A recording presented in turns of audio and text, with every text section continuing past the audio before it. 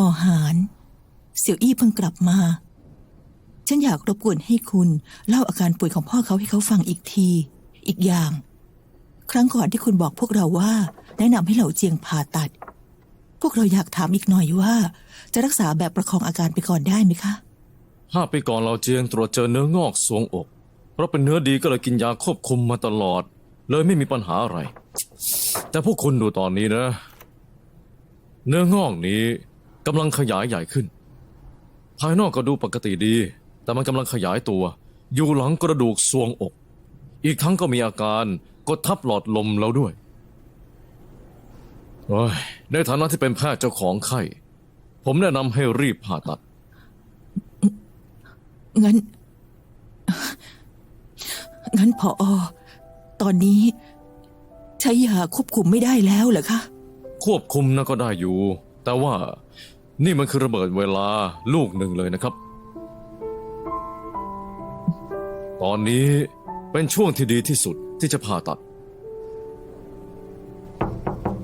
เข้ามาผอ.อาหารคะนี่วิสัญญีแพทย์จะรับผิดชอบการผ่าตัดของเราหมอลู่เยียนอ๋อสวัสดีค่ะคุณน้าอ๋อ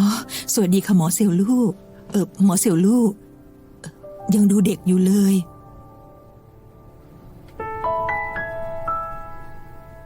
อ๋อนี่ลูกชายฉันเจียงเฉิงอี้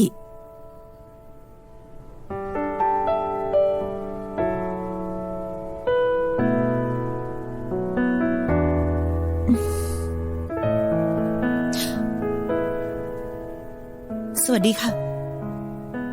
สวัสดีครับ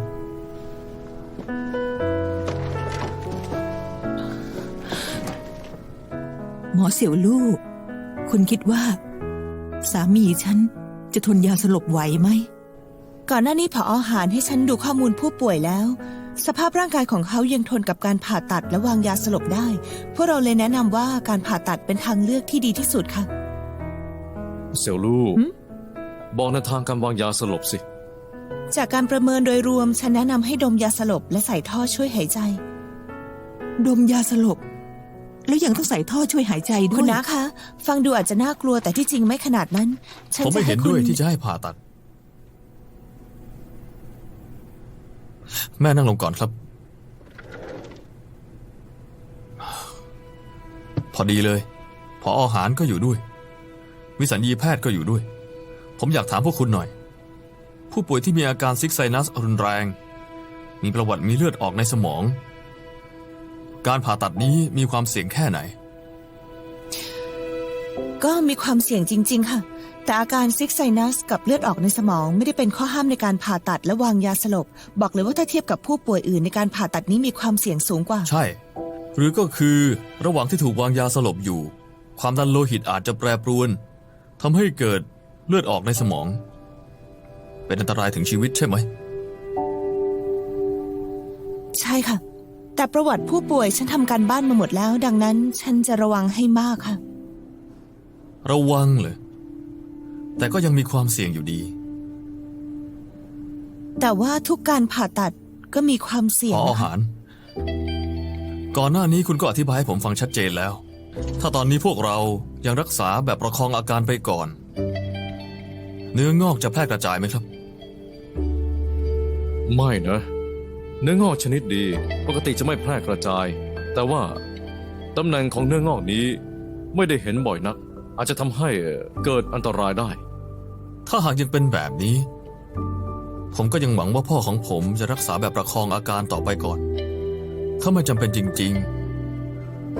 ๆผมไม่อยากให้เขาต้องแบกรับความเสี่ยง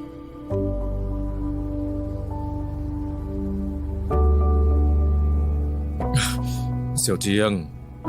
เธอเป็นกังวลเรื่องความสามารถของหมอเสี่ยวลู่ใช่ไหมเขาเป็นนักเรียนที่เก่งที่สุดของฉันตอนมหาวิทยาลัยเรียนวิสัญญีวิทยาก่อนจะมาเป็นวิสัญญีแพทย์ก็เป็นผู้ช่วยวิสัญญีแพทย์มา3 ปีผ่านการผ่าตัดไม่ต่ำกว่า1,000 เคสปีที่แล้วตั้งแต่มาเป็นวิสัญญีแพทย์หมอเสี่ยวลู่รับผิดชอบการผ่าตัด400 กว่าเคสไม่เคยมีปัญหาอะไรเลยผอ.หาร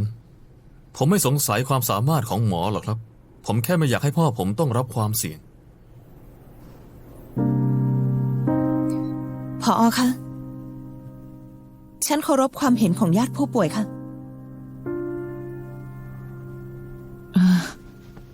หมอเสี่ยวลู่ฉั คุ น ณน้าไม่เป็นไรค่ะ การผ่าตัดหนึ่งครั้งไม่ได้ใช้แค่ความพยายามของหมอและผู้ป่วย สิ่งที่ต้องการมากกว่านั้น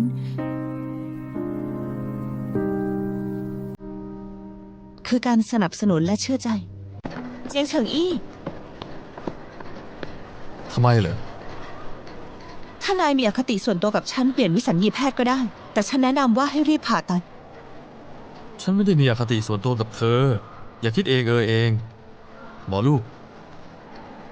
เธอไม่ได้สำคัญขนาดนั้นหรอก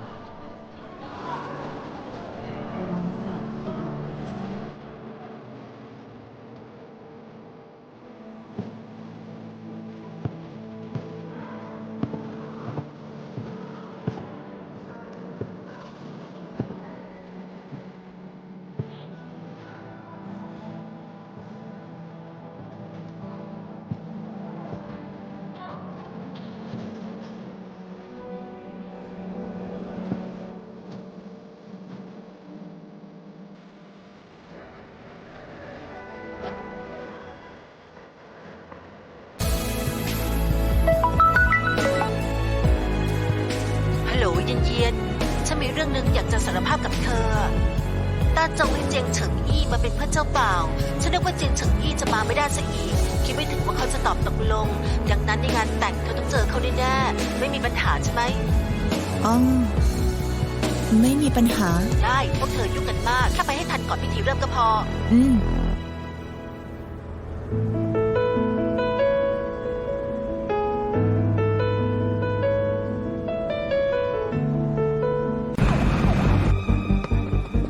นี่มันเกิดอะไรขึ้น ทำไมออกไปกันหมดล่ะ คือว่าหมอหวงที่นี่เกิดเหตุฉุกเฉินต้องเร่งอพยพครับ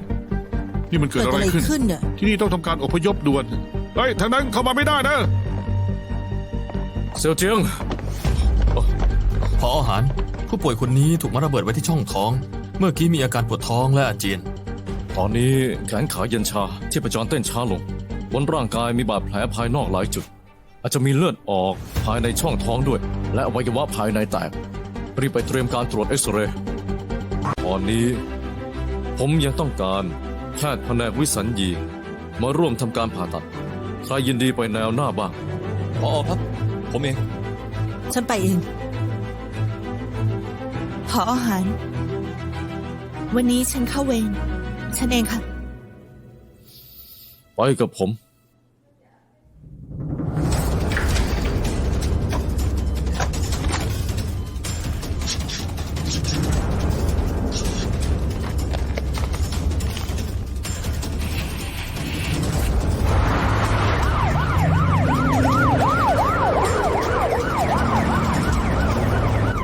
ช่วยติดต่อห้องผ่าตัดโรงพยาบาลประชาชนเขตอันซานหน่อย ครับ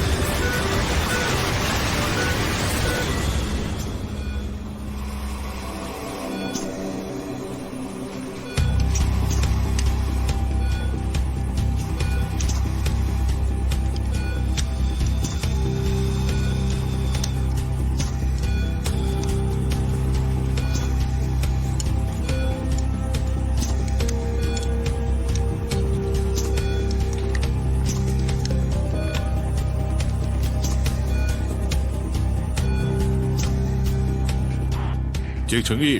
บนระเบิดมีตัวรับสัญญาณไหม ไม่มีครับ ได้ งั้นก็ตัดความเสี่ยงในการควบคุมระเบิดระยะไกล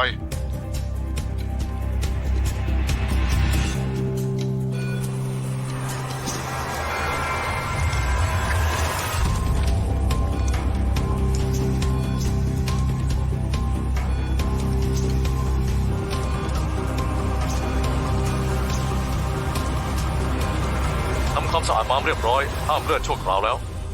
พออาหาร ต่อจากนี้ผมเอง พวกคุณไปก่อน อันตรายเกินไป ระวังด้วยนะ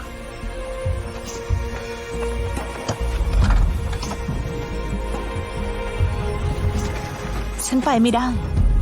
ฉันต้องคอยดูความดันของเขา ถ้าความดันเลือดของเขาไม่คงที่ผู้ป่วยอาจมีอันตรายถึงชีวิตได้ มันอาจจะระเบิดได้ทุกเมื่อ เธอแน่ใจนะ ฉันเป็นวิสัญญีแพทย์ของเขา ฉันทิ้งผู้ป่วยไปไม่ได้ ผมจะเริ่มกู้ระเบิดแล้วนะ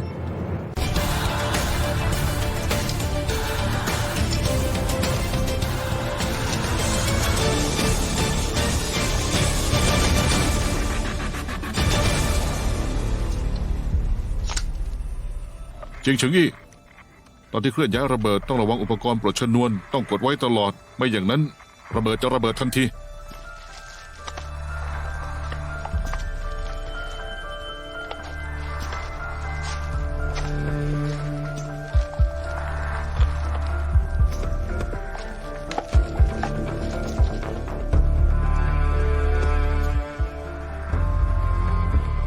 เดี๋ยวก่อนเจียงเฉิงอี้คุณอย่าเพิ่งขยับ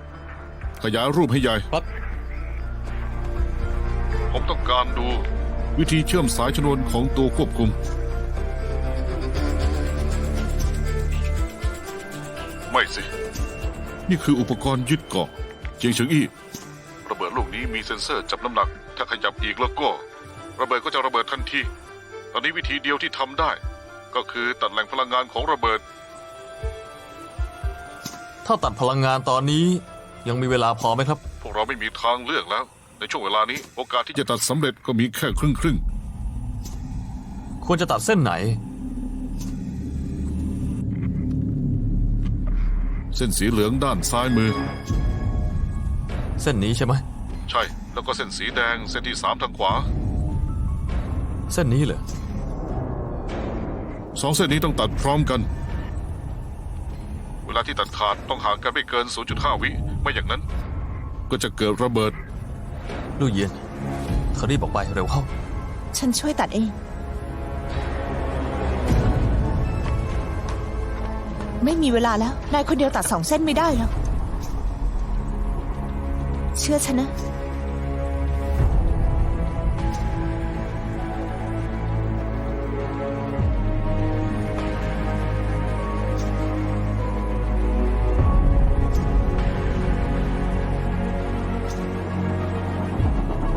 ฉันเชื่อใจนาย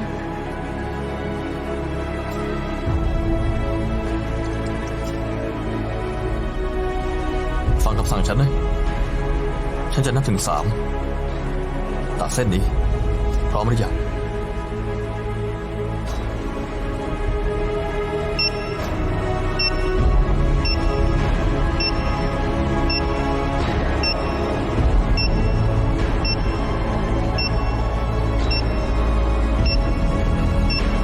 3 2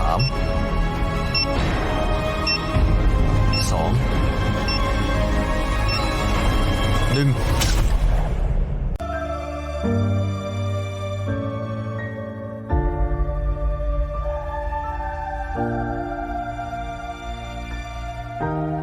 ระเบิดถูกปลดออกแล้ว เตรียมการกู้ระเบิด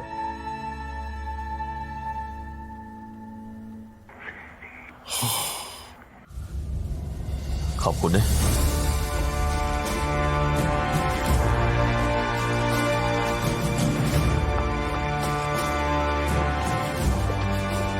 ที่เหลือก็ขึ้นอยู่กับพวกเราแล้ว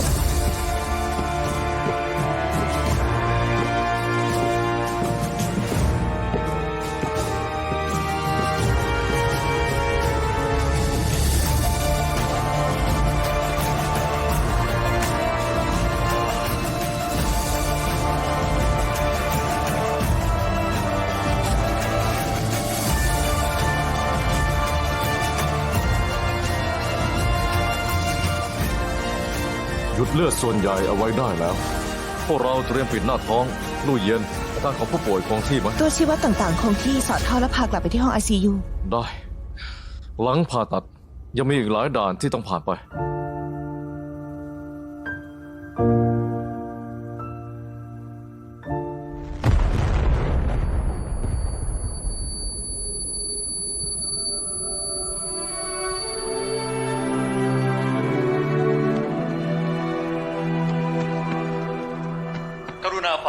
กฤตได้คลี่คลายแล้ว ขอให้ทุกคนอพยพอย่างมีระเบียบ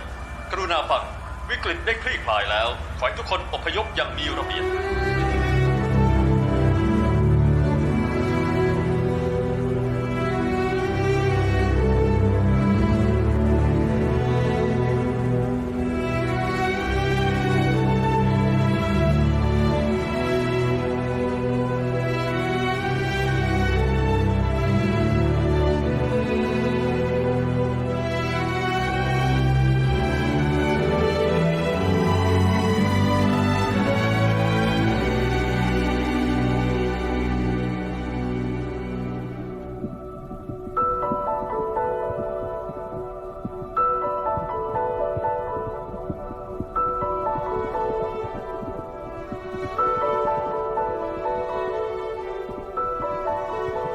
มาหาฉันเหรอ